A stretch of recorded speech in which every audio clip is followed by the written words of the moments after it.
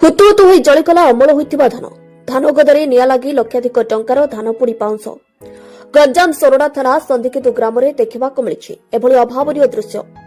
ନିଆଁରେ ଜଳି ପୋଡ଼ି ପାଉଁଶ ହୋଇଯାଇଛି କ୍ୱିଣ୍ଟାଲ କ୍ୱିଣ୍ଟାଲ ଧାନ ଫସଲ, ଯାହାର ଆନୁମାନିକ ମୂଲ୍ୟ 10 ଲକ୍ଷରୁ ଉର୍ଦ୍ଧ୍ୱ ଟଙ୍କା ହେବ। ବର୍ତ୍ତମାନ ସମୟରେ ଚାଷୀ ପାଚିଲା ଧାନ ଫସଲକୁ କାଟି ବା କ୍ଷେତରୁ କାଟି ଆଣି ଖଳାରେ ଗଦା କରି ରଖିଥିଲେ। ବିଳମ୍ବିତ ରାତିରେ କେହି ଦୁର୍ବୃତ୍ତ ଧାନ ଗଦାରେ ନିଆଁ ଲଗାଇ ଚାଲିଯାଇଛି। ସକାଳେ ଉଠି ଦେଖିଲା ବେଳେ ଧାନ ଗଦାରେ ନିଆଁ ଲାଗିଛି। ଖବର ପାଇ ସୋରଡ଼ା ଅଗ୍ନିଶମ ବାହିନୀ ଘଟଣାସ୍ଥଳରେ ପହଞ୍ଚି ନିଆଁକୁ ସମ୍ପୂର୍ଣ୍ଣ ଆୟତ୍ତ କରିଛି।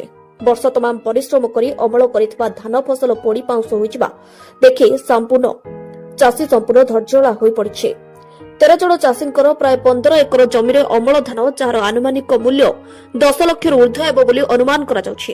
କେମିତି ପରିବାର ଚଳିବ ତାକୁ ନେଇ ଚିନ୍ତାରେ। କ୍ଷତିପୂରଣ ଯୋଗାଇ ଦେବାକୁ ସରକାରଙ୍କୁ ଗୁହାରି କରିଛନ୍ତି ଚାଷୀମାନେ। ଗଞ୍ଜାମରୁ ରଞ୍ଜିତ ଜେନାଙ୍କ ରିପୋର୍ଟ, ଶ୍ରୀ ନ୍ୟୁଜ୍।